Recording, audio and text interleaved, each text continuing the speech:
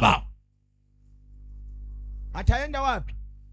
Watano na walosti, wengine unawaunga, unamwekea supu kitandani, ataenda popote. Amina. Punga mkono watu pamoja. Watu wangu wanaangamia kwa kukosa. Mtu mengine tu ni shida. Mimi kwa mwanamke wewe ni kitu kidogo sana. Nilikuwa naenda shughuli zangu kule. Nikapita naenda safari zangu naimba kwa mguu naenda hivi. Nikapita nikakaribishwa. Kuku mzima akashushwa. Kuku mzima nilipomshushia safari nikaahirisha. Jana nimwambia mwanaume yote ni mso.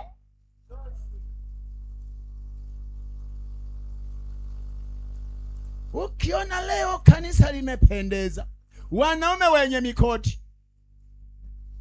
Mama nisema au niseme? Mbaya zaidi mwanaume amepigilia mkoti nyumba ya kupanga. Ni mzigo ni laana.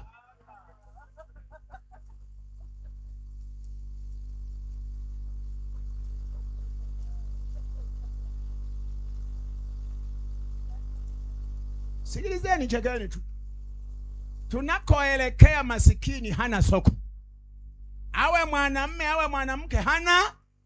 Kamama kakiona kamezidiwa mapigo, watu wengi wanakaita shame wenye hali ya pride. Utamkuta mtoto tu kwenye makocha anagaagaa kama wadogo. Amelia mpaka ameinua miguu. Kameenda na wajinga ndio wa pasa. Fadhali ni chome moto kuliko huo mzigo. Pasa huyo mwanamume nimetosha pasa, labda wewe akuoe. Sikiliza, familia na ukombozi wa nini jamani?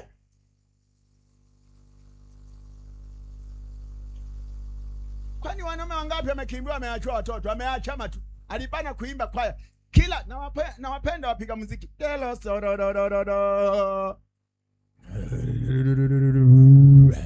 Halo tunatesi. Na ninyi akina mama mnao tesi bila kazi. Biblia imeandika vizuri, enyi imbeni kwa tangu Jumatano mpaka Jumamosi familia nzima iko kwenye mazoezi. Hawa kwaya vijana, kwaya asa, ya tukasa, ya amo na nani, familia nzima ya wai na inahitaji ivae vizuri ila haina kazi.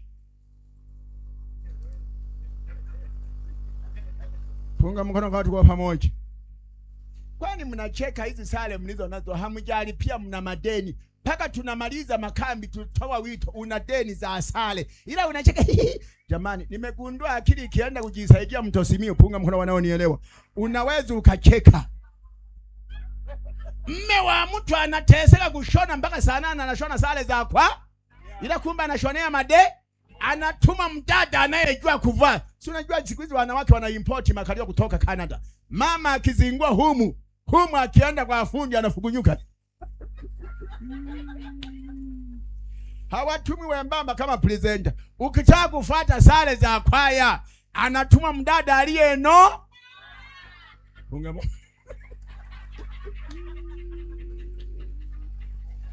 Jamani hamjambo, lakini watu wangu wanaangamia kwa kuko. Akili inaanza kwa kufanya kazi kwa muda wa siku. Kinachokufanya mwanamume za mwanamke akuchukie ni uzembe. Ukiona ndoa yako haina furaha ni kukosa kazi. Sasa mke wangu amebadilika tangu kwenye makambi. Wewe wenzako wanabadilisha mikoti. Wewe shati moja kama manyoya ya bata. Kwa nini asikuchukie? Punga mkono kwa pamoja.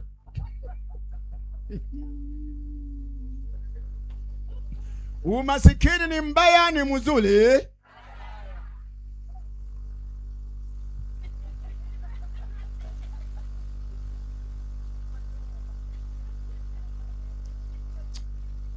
Sikiliza. Kazi ni tiba ya akili. Kazi ni tiba ya mwili.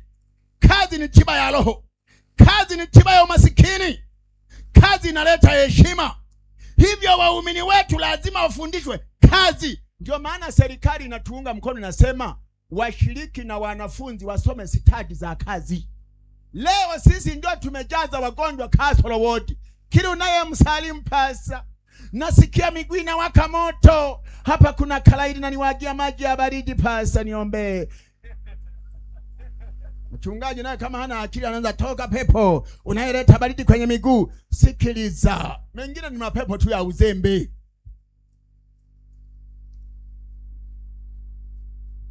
Ikumbuka siku ya Sabato ifanya siku sitafanya. Vijana kaeni kiasara hasara. Yaani hii ni tiba ya bure. Kila binti ukimchumbia naenda kusoma nursing, maana huna mbele wala. Kwani kwenye karina hii kuna mzazi anamuhimiza jana wake aoe? Si wanaokoa budget. Kimya. Utaimba kwa sauti ya 3 mpaka utarudishwa ya 4.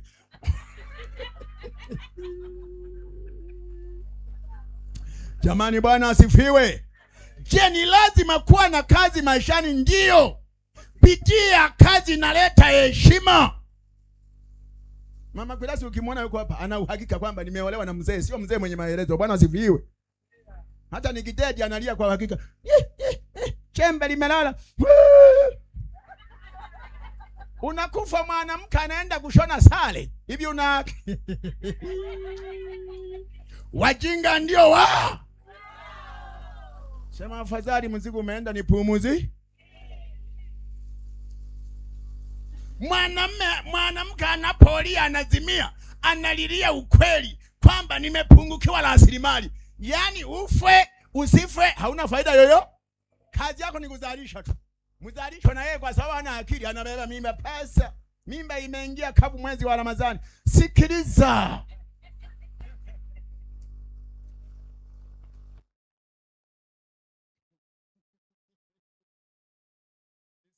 Niseme. Ili ujue kwamba dunia imejaa watapeli. Nenda kwenye kundi la watoto.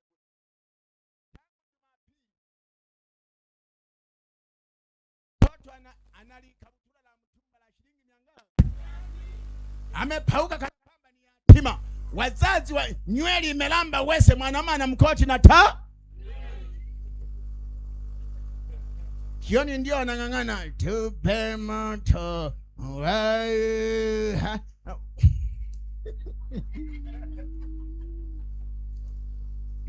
Arobaini na mbili Isaya fungu la 18. 42 Isaya fungu, msomaji umelala mbele tena. Kazi ni tiba ya akili. Washiriki wetu lazima waponywe kiakili ili wafurahie ndoa zao, kimwili wawe na mafanikio. Kila siku mkija kwenye makambi, bajaji njoo chukue mfuko wangu, wewe bajaji, familia nzima. Jamaa anasubiri tu makambi yaishe hapa.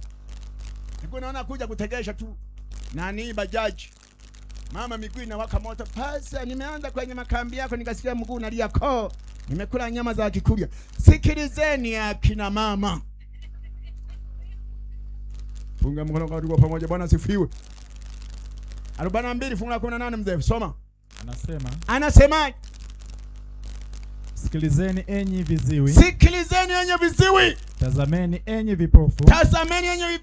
Mpate kuona. Ni nani aliye kipofu? Hebu tulia kwanza. Sikilizeni enyi viziwi. Tazameni enyi Unajua inafika mahala Mungu anatuzia eti. Hivi kipofu anaweza katazama? Miaka ile sijaamua huyu mdada. Nikapata mchumba.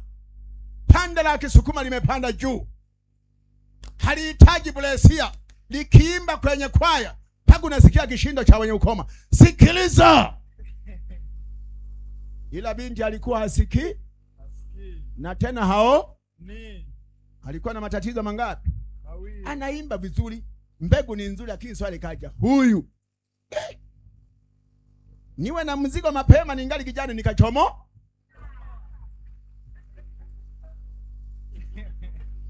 Kuna familia zilizojaza viziwi. Baba ni kiziwi, mama ni kiziwi.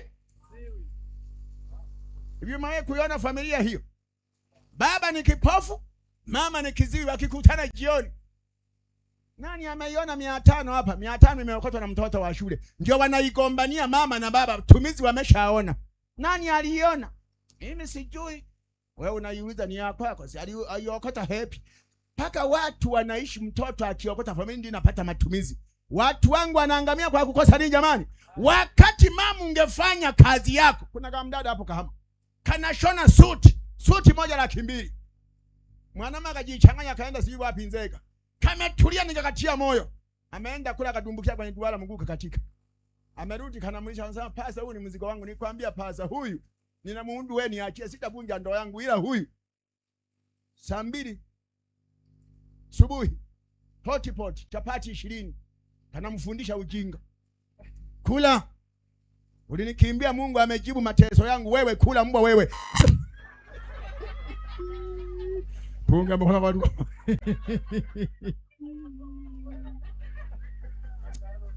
Familia ya wote viwete. Mama kiwete na baba huyu ananyea sebuleni, huyu anakojolea tu. Nani amtawaze mwenzake? Ndio maana nahitaji watu wenye ukombozi wa kifikira.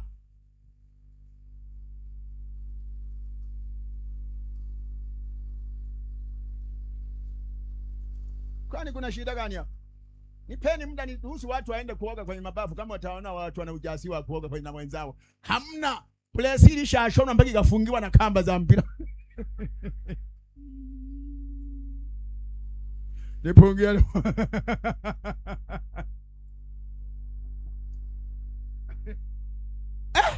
Ukombozi wa kinini jamani? Familia na ukombozi wa kinini jamani? Mama kubali kukombolewa, usibaki kuzalishwa. Hujaolewa kwenda kuzalishwa. Umeolewa kwenda kuinua uchumi wa familia. That is why mwanamama akifa anakuachia mafao. Unaachiwa suruali na zenyewe zinaenda kugawiwa na wanandugu. Nimwambia mke wangu, mama utakuwa mshamba. Eti wanaomba suruali wapelekewa zikawasaidie nini? Piga moto kurasa amekufa. Wanasifiwa. Tumezijia suruali za mchungaji. Ila suti ya kijivu mdogo wake akavaa, labda atazaliwa mtoto wa uchungaji upagani. Yani ni kifa. Piga kwenye jeneza mke wangu, shindilia kwenye kaburi, maisha mengine wapi wafanyaje? Waachie watoto mali, waachie watoto ulisi, usiwaachie suruali na lesoni ya Wagalatia. Punga mkono wanaonielewa, Bwana sifiwe. Unawaachia wazazi kumbukumbu ya lesoni ya Wagalatia ili weje? Naandikwa pasa tuilasa family.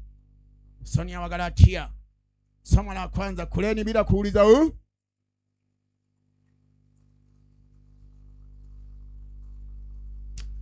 Sikiliza jamani, Bwana asifiwe. Mwanadamu mwenye heshima ikiwa hana akili ni sawasawa na wanyama wanaofanya jamani, wanaoimba kwaya. Sawasawa na wanyama wafanya jamani. Ogopa sana familia ikijaza wanyama.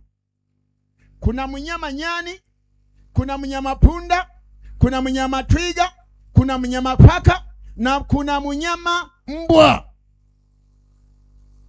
Mnyama wa kwanza huyu nyani. Nimekaa hapa Geita miaka 7. Kama nachunga hapa sijaenda kule Jimboni. Kulikuwa na msitu hapa kwenda Geita, kwenda Katoro. Mnaujua huo msitu pale? Sawa mzee. Kulikuwa na manyani linatembea hivi nyani. Ukilisogelea linaruka kwenye mti. Hawa ni washiriki wetu. Wanaishi maisha ya show. Viwalo. Nywele imelamba wese. Ila hawana kazi. Wanapozeeka ndio unaona wanarukaruka. Wako Msoma kwa mdogo wake, wako Chato kwa bibi mdogo, ndio wanaokamata uchawi. Maana wakati wa masomo ya kana familia walijifanya kusinzia eti wana mimba. Kama sio utapeli, wanaosinzia punga mkono. Sikiliza. Mwadventista unajitafutia maisha ya kurukaruka kama nyani.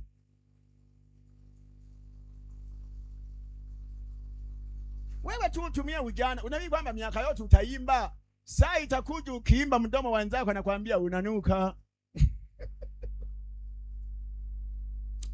Maisha ya nyani ni maisha ya kurukaruka. Hawa ni waumini wetu wasio na kazi, waliowekeza kwenye magonjwa kutoka kwenye unyayo mpaka kwenye utosi. Ni wagonjwa. Ndio maana wanaume wengi waliojitoa kulisha wagonjwa wanao muziki mnene.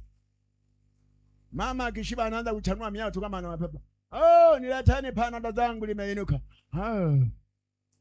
Leteni mtandio mnifunike joto angalau moyo liinuke na jembe limejurumbukia. Wanaume wenzangu mmekaa kule nyuma, nipungieni mkono. Bwana asifiwe. Tukimaliza makambi mkaendelee kulisha wagonjwa. Hivi mgonjwa atanenepa? Mgonjwa ataenda kwenye ukumbi kuruka na kukata kiuno? Hapa ni wagonjwa. Weka harusi ili ujue kwamba huna wagonjwa. Mtata anapiga kiuno, kalio moja linaenda kazi nyingine linaenda kuzi. Huyu kweli ni mgonjwa huyu. Wagonjwa punga mkono. Watu wangu wanaangamia kwa kukosa nini jamani? Ukiona mmeo hakupendi ni kwa sababu ya gauni moja.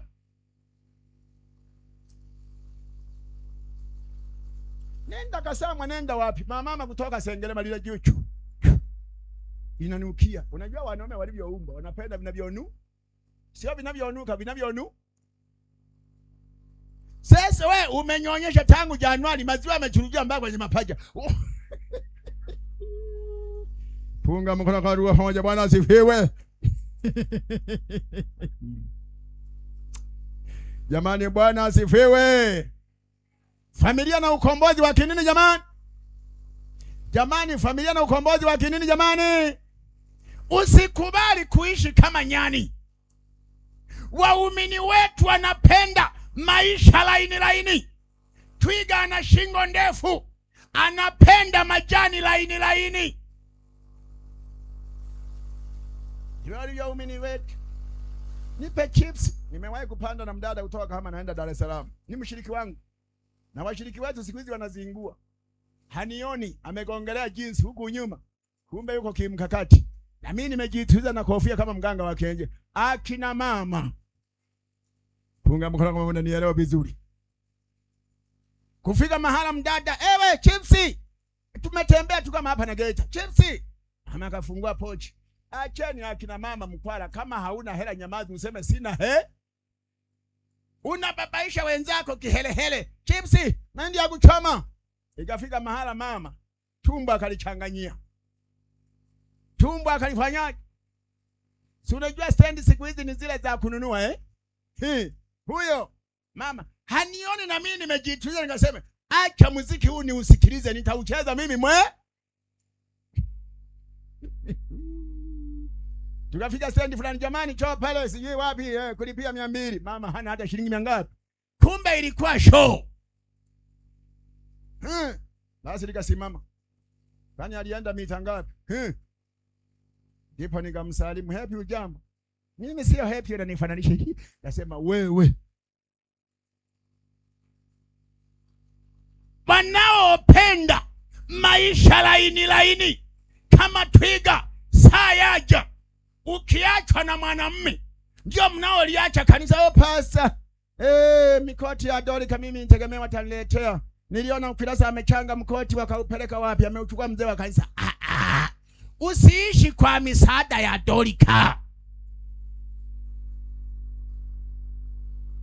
Una mikono, una kazi. Kuna watu wanaishi bila misaada ya Dorika kanisani. Mpaka apelekewe kapu. Ndio unamwona sasa anajirekebisha. Mimi nataka nitoe ushuhuda ili kanisa Upendo wa kwanza limeuacha. Na Makirasa alipokuja kunitembelea nikaona roho wa Mungu. Ila wengine hawa ni wapagani namba ngapi? Wewe umerundika watoto kama vicheche hawana kazi. Familia nzima imetawanyikia kwenye kwaya bila kazi. Na ninyi vijana mnaoimba bila kazi, imbeni tu saa inakuja. Na ndoa za wazazi ndizo hizo za kuchomelea, za kuunga kama Yasi na Tigo. Za kuunga bila kuichomelea, bila kifurushi haiendi. Punga mkono ambao tuko pamoja. Hapa juma hili tunaweka kifurushi.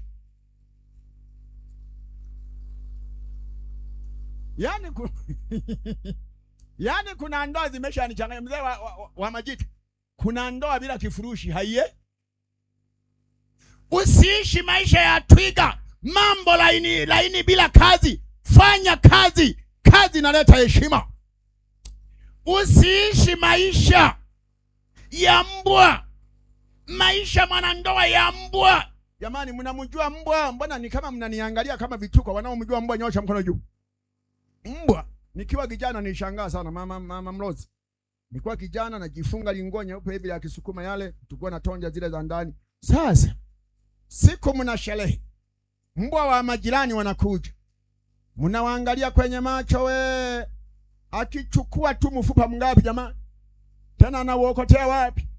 Kijana wa Kisukuma anajipinda mpaka kiuno kinaandika Yesu. Ukija kumpiga mbwa anatema anautema mbwa, wewe unafurahi. Haya ni maisha ya waumini wetu wakali wana nguvu, waliuchezea ujana. Ukicheza na nyani utavuna mabua. Wale wanaochezea ndoa zao wakati wa ujana, akiguswa kwao eti baba yake ni mheshimiwa mbunge. Bwana mama Arumba, hunielewi. Nasema hivi, kuna kina mama usiniguse. Magobo, umeoa au bado? Kimugusa tu mama, mabegi yako utamkuta stendi. Pesa naona nikapumzike, niende likizo. Ndoa haina likizo. Unaweza ukajaza likizo ya ugonjwa na ya kazi, ila ndoa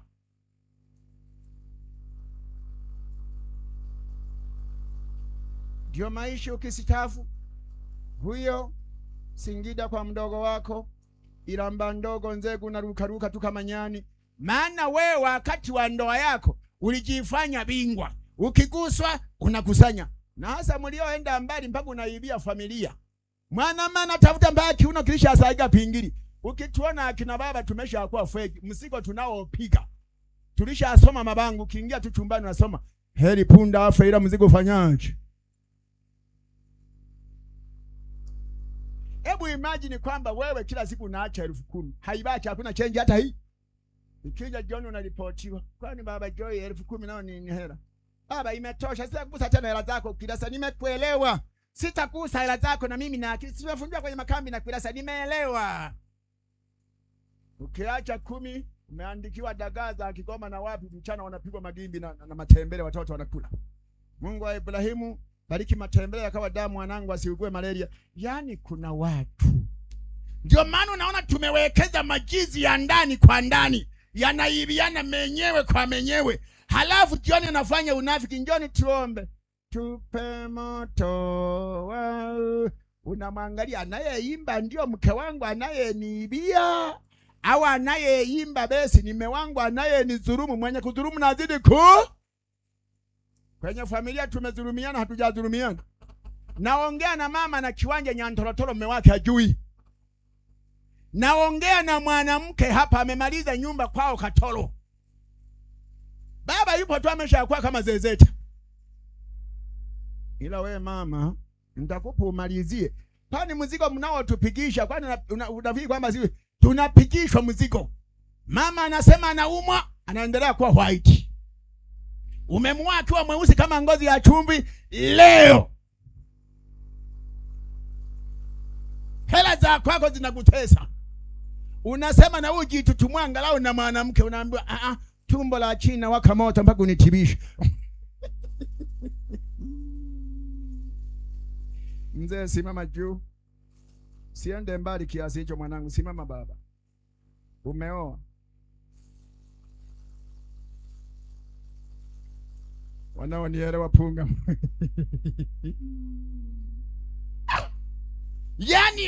Yani ndoa imeshawaingiza watu kwenye mateso. Mzee dakika chache nihitimisha maneno, ni ya muhimu sana. Ndoa zetu lazima zile mzigo zifanye kazi kwa muda wa siku 6. Sikiliza nisome maneno haya. Kukataa kufanya kazi husababisha upungufu wa akili na maadili. Ukiona zinaa imeongezeka ni kwa sababu jamii haifanyi kazi. Wakati fulani maisha ya mtu mvivu yanaleta dhambi waziwazi kanisani. Watu wanahongwa. Sikiliza.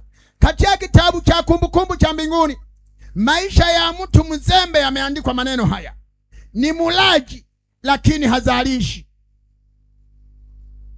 Ni mulaji lakini hazalishaji. Kwa hivyo anachangia maovu. Kutokana na kazi zote, chapa ya Mungu katika akili imeondolewa. Hivyo chapa ya ibilisi imetawala. Ikiwa wewe ni mzembe na ni mvivu, unaharibu maisha ambayo Mungu alipanga yawe angavu na mazuri. Kwa njia ya kazi na kutoa jasho kungeleta furaha na maendeleo kwenye familia. Shetani anafurahia mno anapoona familia zimejaza wazembe, kimwili, kiakili, hata kiroho tumejaza wazembe. Kombozi wa kifikira. Nani asiyestahili kuchoma moto? Familia nzima magomvi ni ya uzembe tu. Wanagombania kipande cha B29. Mme na mke, si tulikuomba hela ya matumizi, bwana umeigusa sabuni ya wanangu. Hapo unagombeza mme wako kwa B29. Hivi una akili mama au una majini? Unajua unaanza ukatoka kwenye mapepo ukaingia kwenye majini. Familia kutokana na ukata wa fedha, migogoro na umasikini, watoto wanalalia neti za msaada wa mataifa. Imegeuzwa upande huu ni kitanda, huku imewekwa. Wajanja wenye sare nyingi ndio wamejishushia neti ya 100,000. Mwenye kudhulumu nazidi wakati unawazaa watoto wale. Roho ya unabii nasema hivi, wale waliowaleta watoto duniani hawakuwapa huduma, watakufa katika zinaa na dhambi zao. Baada ya kumaliza kuzikwa watoto hao, semeni hao, Mungu anazifufua zile dhambi, anaziweka kwenye miimo ya milango hiyo, mpaka mme na mke ziwaondoe duniani. Dhambi za wanao tu zinatosha wewe kukutoa duniani. Watoto wanaendelea kueneza dhambi, unaendelea kubebesha mimba tu. Wengine wamesha kushinda malezi, wako Morogoro, wako Tanga, wanaeneza magonjwa. Wazazi wangapi hapa wamezaa inzi hapa? Ni afadhali uzae nyuki atatengeneza asali kuliko kuzaa inzi anayeeneza magonjwa na kipindupindu na ukimwi. Leo familia zina watoto wanaeneza ukimwi sababu ya maskini. Mama ni nyaweleka, baba ni baba sijiwezi. Lakini ukiwakuta wanaimba, baba anapiga besi mpaka luzu inatetemeka. Hivi una akili wewe? Wangapi wanasema Mungu, ikiwa kumbe kuna ukombozi wa kifikira, kumbe Mungu unaweza ukanipa nafasi nyingine. Ninaweza nikabadilisha maisha yangu. Ukombozi wa kifikira ni wa muhimu mno kwenye familia. Ndoa nyingi zinalizwa na umasikini. Mama amejifungua tu juzi mahala fulani, amefukuza chini, madamu yananuka, shuka chini ulalie mfuko. Nimemtembelea mama analalia Kavero. Jamani, akina baba msio na huruma. Mwingine mama mmoja libali kapiga mimba, baba kazaa watoto 3 mama. Nikawakataa wote. Unanizalia kama mapanya hapa, yapeleke kwenu. Mungu anawaona. Na nyinyi akina baba, geuzeni maandiko. Msingangane tu kaeni na wake zenu. Enyi wake kaeni na waume zenu kwa. Sasa hivi wanaume ni wachache. Tengeneza dili, jipendekeze. Oga mara 7 kama Naama, nisimameni juu.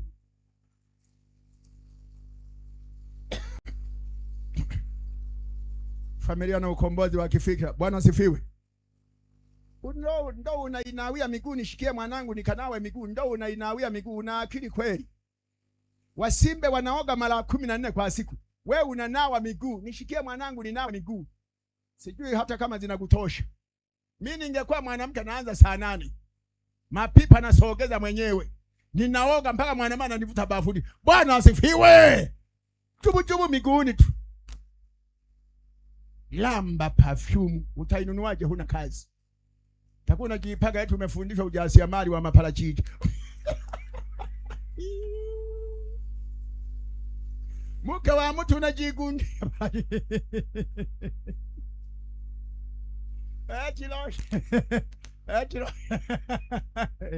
Hebu tulieni tuombe watu wa Mungu, mkaendelee na losheni mnaokoa.